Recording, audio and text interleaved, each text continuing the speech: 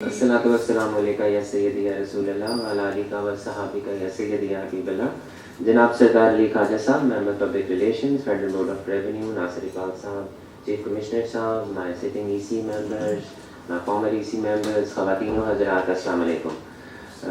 मैं आपका बहुत शुक्रगुजार हूँ कि सर आप अपना कीमती वक्त निकाल कर यहाँ पर आए।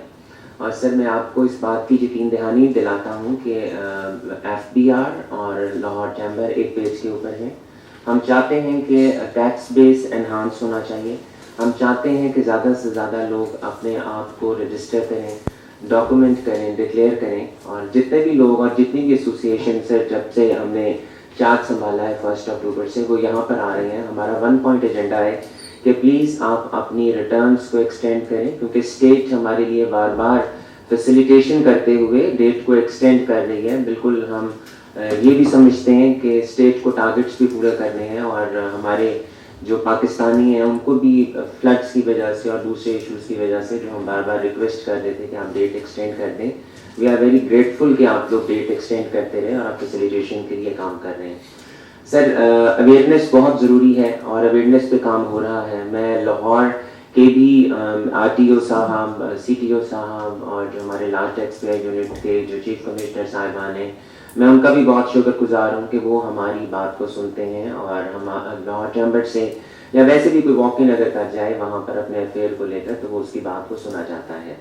सर कुछ प्रॉब्लम्स हम डिस्कस करना चाहेंगे, लेकिन मैं इस बात को उससे पहले एक फिर तारीफ करना चाहूँगा कि जब से ऑनलाइन हुआ है और सिस्टम हमारा सारा ऑनलाइन हो गया है और ऑटोमेटेड है, ह्यूमन इंटरेक्शन जब से कम हुई है बहुत से इश्यूज तब से भी रिजॉल्व हो गए। सर जो एक इश्यूज हमारे मैं रिटेलर्स से स्टार्ट करूंगा। सर जो रिटेलर्स का इशू है Tier 1 और Tier 2 का, सर उसमें बहुत ज़रूरी है कि ऐसे लोग जो कानून में आते हैं हम उन्हें ज़रूर कहते हैं कि आप अपने आप को इंटीग्रेट करें, POS इंटीग्रेशन में आएँ। लेकिन सर मैं एक रिक्वेस्ट उन रिटेलर्स के बिहाफ पे करूंगा जो वन शॉप रिटेलर्स हैं, उनके एरियाज अगर 1000 स्क्वायर फीट से ज़्यादा भी हैं तो सर हम गवर्नमेंट से ये रिक्वेस्ट करते हैं और अपील भी करते हैं कि ऐसे रिटेलर्स जो 1 MTN होल्डर्स हैं और उनकी 1 शॉप है irrespective of the area, sir उन्हें Tier 1 से बाहर निकाला जाए। क्योंकि सर अगर हम उन्हें असिस्ट नहीं करेंगे और अगर हम उन्हें अकोमोडेट नहीं करेंगे तो सर हम टैक्स बेस को नहीं बढ़ा सकेंगे। सर सबसे पहली बात तो ये है कि हमें उन्हें ये बताना है कि आप टैक्स नेट के अंदर आएंगे तो आपके ये फवाइद हैं और ये सहूलियात आपको टैक्स बेस के अंदर आने से मिलेंगी। लेकिन सर आप और हम इस बात से भी बहुत अच्छी तरह से अवेयर हैं कि इनकम टैक्स की रिटर्न्स तो लोग फाइल नहीं करते, तो सर हम सेल्स टैक्स की अगर उनसे फाइलिंग की तरफ जाएंगे तो हमारे लिए हम उनको कन्विंस नहीं कर सकते। सर दूसरी बात जो मैं करना चाहूँगा कि सर रिटेलर्स का सर सेल्स टैक्स की रजिस्ट्रेशन के लिए 10 करोड़ की लिमिट है कि अगर आप 10 करोड़ के ऊपर जाएं तो आपको अपने आप को सेल्स टैक्स में रजिस्टर कराना होगा। तो सर मैं ये भी रिक्वेस्ट करूँगा कि प्लीज मैं FPCCI के प्रेसिडेंट इरफान इकबाल शेख साहब को खुशामदीद कहता हूँ कि सर आप यहाँ पर आए। सर प्लीज़ सर मैं भी ये भी रिक्वेस्ट करूँगा कि सर जो 10 करोड़ के ऊपर जिन रिटेलर्स की है और उसका मिनिमम टैक्स भी सर 1.5% हो जाता है, तो मैं ये रिक्वेस्ट भी करूँगा कि उन्हें ऑप्शन दी जाए, अगर वो सेल्स टैक्स नेट के अंदर नहीं आना चाहते तो सर उन्हें कम से कम सेल्स टैक्स में उनके लिए मैंडेटरी ना किया जाए रिटेलर्स को जो टैक्स नेट के अंदर जो सेल्स टैक्स में नहीं आना चाहते।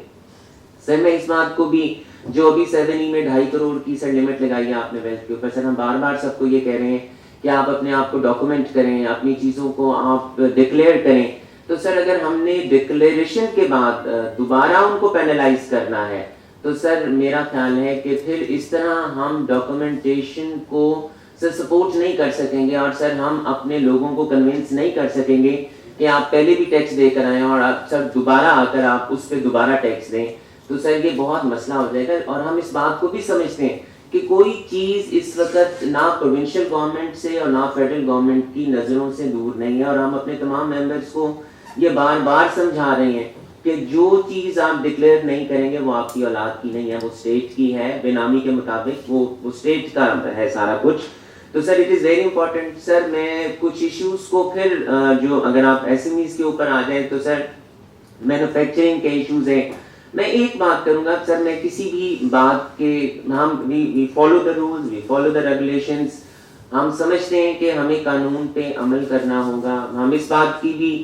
میں بہت خوشی کا اظہار کروں گا کہ سر کوئی ریٹس نہیں ہو رہی, کوئی 40B 38B نہیں آپ کر رہے ہیں, آپ بہت اسسٹ کر رہے ہیں, آپ بہت اکوموڈیٹنگ ہیں. لیکن سر میں اسیسمنٹ کے متعلق ضرور بات کرنا چاہوں گا. ایسے اسیسنگ آفیسر سر جو اسیسمنٹس کر دیتے ہیں اور ان کی اسیسمنٹس ہر کورٹ سے جا کر ریورٹ بیک ہو جاتی ہیں کہ یہ اسیسمنٹ غلط تھی, اور اس انسٹرکشن کے ساتھ کہ اپنی اسیسمنٹ کو چینج کریں. سر ان دا مین وائل وہ جو 3 سے 4 سال جو سر آپ ہمارا جو